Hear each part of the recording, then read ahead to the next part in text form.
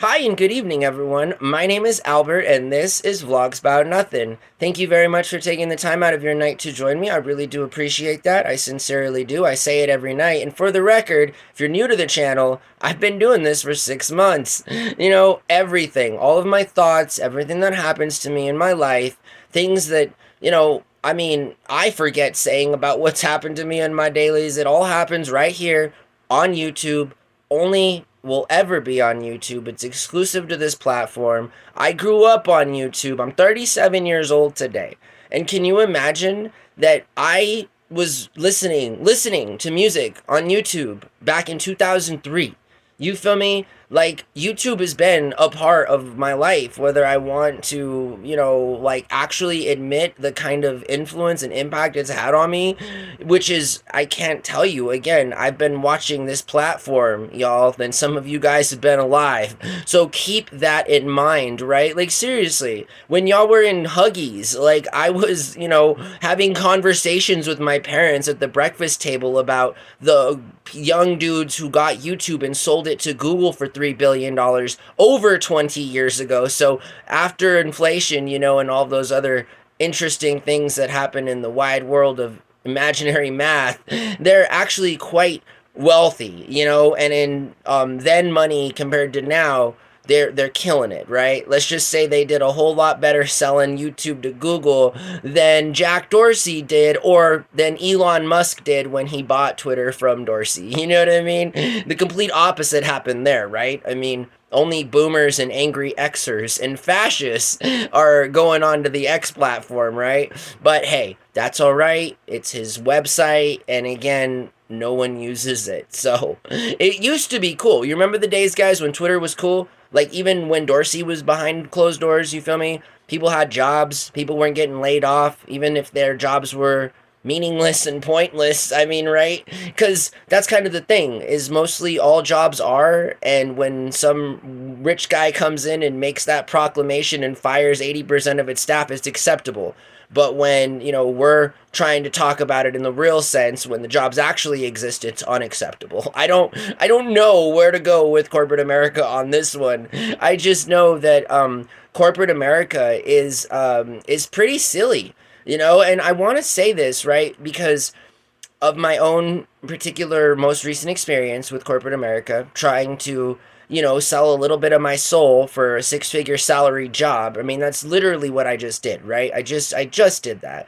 And typically, I'm not the guy to compromise my values, right? I mean, I've been pretty public about that, right? But for the past month, I've been eating it a little bit, right? And I'm like, okay, maybe corporate America isn't so bad anymore, right? Maybe a six-figure salary job at Panda Express isn't such a bad idea, right? How bad could this possibly be? I mean, they're the ones offering the money, and I am looking for a job that will pay me money, a little bit more than $200 every time as I go around the board. And again, I shouldn't feel bad about that. Like, I'm a grown adult. Like, I want a job that pays me grown adult money. I'm sorry that I'm so demanding. Like, I don't know.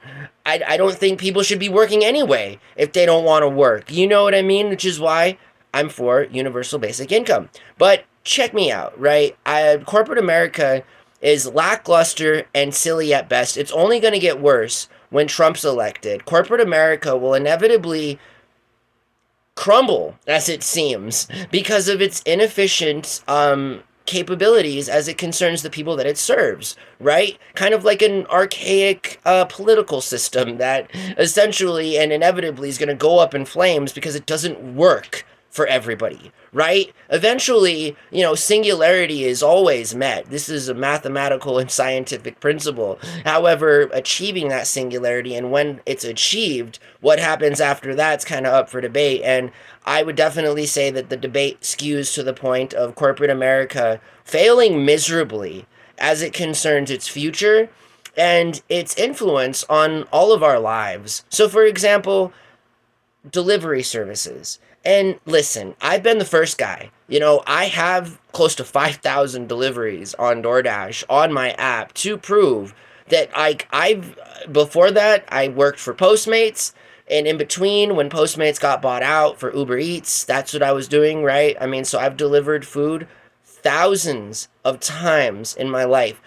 I mean, close to 8,000 times. I've made close to 8,000 food deliveries in my life, right? And bring this up, and we're talking about corporate America because places like Uber Eats and DoorDash, you know what I mean? These places exist because rich people decide to throw money at it, keep us happy until there comes a time when it's time to actually pay for what it costs as it concerns that service. Most recently and notably, we see this with Uber and rideshare services.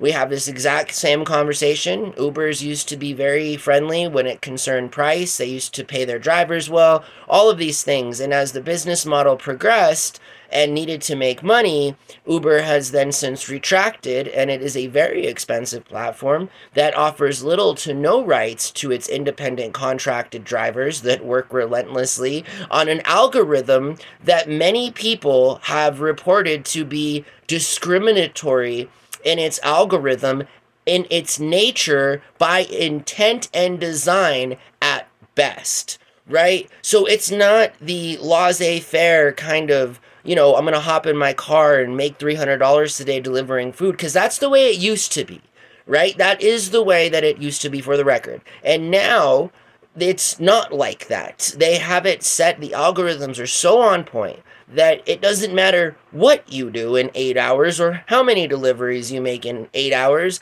The aggregate algorithm will make it so that you more or less are going to make the same amount of money than if you had not accepted any orders, or there's no beating these algorithms, right? And I feel that's where we've reached the point with corporate America. Instead of working side by side with generative AI and progressing in a world that is, I guess, just scientific fantasy where sentient intelligence can actually help us, we've decided to just hand everything off to infant generative AI and its inherent biases that continue to perpetuate a kind of systemic and institutional racism that is far beyond any quantitative kind of wording to process, because this happens. This is not conspiracy. I don't need a tinfoil hat. What I'm telling you is 100% true. Okay? So I don't know of anything other than to just kind of talk about the truth, because objectively, it's the truth, and like we shouldn't really be able to argue, the truth. That's how I feel about it. But regardless, corporate America sucks. You feel me? And like, again, I just tried. I will say it now for the third time. I did. Like, I took a bit of my soul, right? And I was like, okay, I'm not willing to sell all of it, but here's a little piece. Like, how can I help you, sir? What do you need, sir? I'm pandering to you, right? Like, okay, I'll put on the costume. It's put on, the one that you gave me and then took away. For the record, I think it's weird that Panda Express, to its managers, makes you go for on-job placement training, gives you a uniform, including a shirt, right? Just a normal canvas shirt that I was so sweaty in, right? And like, they ask for it back. Like, what kind of junk is that? Who is going to be wearing my very dirtied shirt for their managerial experience? And moreover, whose rando's shirt did I wear when I made that shirt all nasty, gross, and sweaty by working there for 6 hours to see if I was gonna be panda material? Super gross, seriously. Like, I mean, I was baffled. I was baffled at the end of the OJP when they were like, okay, just go ahead and undress now. And it's sort of like, but like, what? You guys want my dirty clothes? Seriously? You're asking me back for dirty clothes? Like, this is a little strange, isn't it? I don't get people. Like, why would you want another person's dirty clothes? I mean, good goodness. I just felt bad for those women as I put the shirt on the table where people eat their panda, covered and drenched in my own personal armpit sweat. I don't see how that was conducive to any sort of productivity within that interview. And I think it's kind of weird, honestly. Weird Did they ask the girl back for her shirt too? Cause that's weird. Like what? Like what? You want dirty clothes? I don't get it. Okay, Panda, have my dirty clothes. Anyways, I hope that you guys do have a really good night. Honestly, and your boy here, obviously, even when I try to sell out, it doesn't work out for me. I mean, I end up going into Panda to pick up a check that doesn't exist and only to be offered a street fight with the local 20-year-old neighborhood thug. I'm like, okay, this is weird. Like, I could have just stayed at home and not, got myself into more debt, potentially beat up by this big guy over here for existing. I think my day would have gone a little bit smoother, you feel me? But regardless, corporate America sucks, and again, what are you gonna do? I mean, I don't know. Don't ask me, because I will tell you. Just go be a dishwasher. Seriously. There's things in life that I've learned, right? Like, seriously, and every time I think, I'm like, okay, maybe we need to revisit this. Maybe corporate America doesn't suck. Maybe they're willing to give me an opportunity. Maybe they didn't just waste four locals' time, right, and labor just so that they couldn't even pick a local. Like, what? Okay. You come into our neighborhood and our communities looking for a local to hire to run your store, and then you don't even pick a local. It's not even just about me. It's like, what's up, Panda?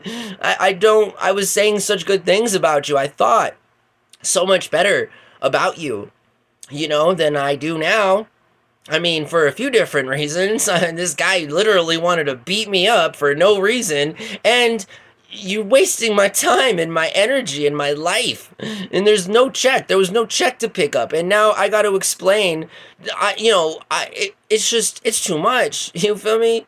Just back up off, corporate America. Jesus Christ. Uncle Sam is already doing his job and making sure that we're all behaving. So isn't that all that matters? Don't you guys just want everybody behaving and in line and, saluting to the flag? Because that's all what we're all doing. You feel me? And we all seem to still get nothing in return for it, which is a little frustrating, right? I mean, yeah, it's nice to have a job and everything, but isn't it also nice for corporations to be forced to pay a reasonable wage for its lowest level workers?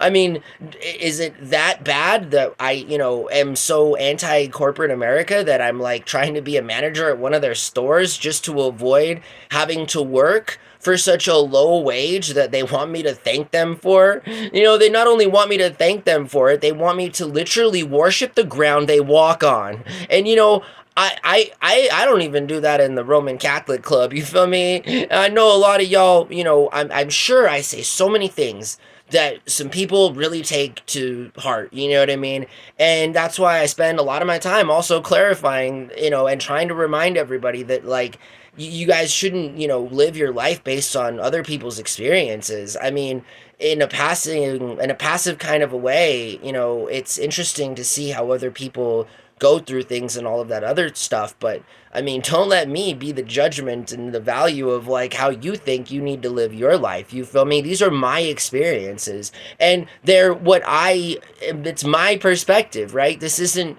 subs, like vlogs with subs about nothing, or vlogs with randos or rando. I mean, my name is on this channel. You don't think that as I go out there and apply for jobs and that like people don't Google my name? And I'm not even going there, because I may be pretty stupid, but I'm not that stupid. So I hope that you guys have a really good night. Corporate America sucks. Sorry that I tried to sell my soul for a nice little job there at Cozy Panda, only to be just completely thrown off by that entire experience. Thanks so much for being like one of those very bad Tinder dates. The one where like you go and you spend a whole bunch of money on that person and you think that it went well, and then you don't get a phone call back, and then you get like a 3-star rating a week later because they just didn't like you. They didn't lead on to any of these things. They just, decided to take up some of your time, take some stuff away from you, and give you nothing in return. I don't get it. I hope that you guys have a really good night, all right? Bye.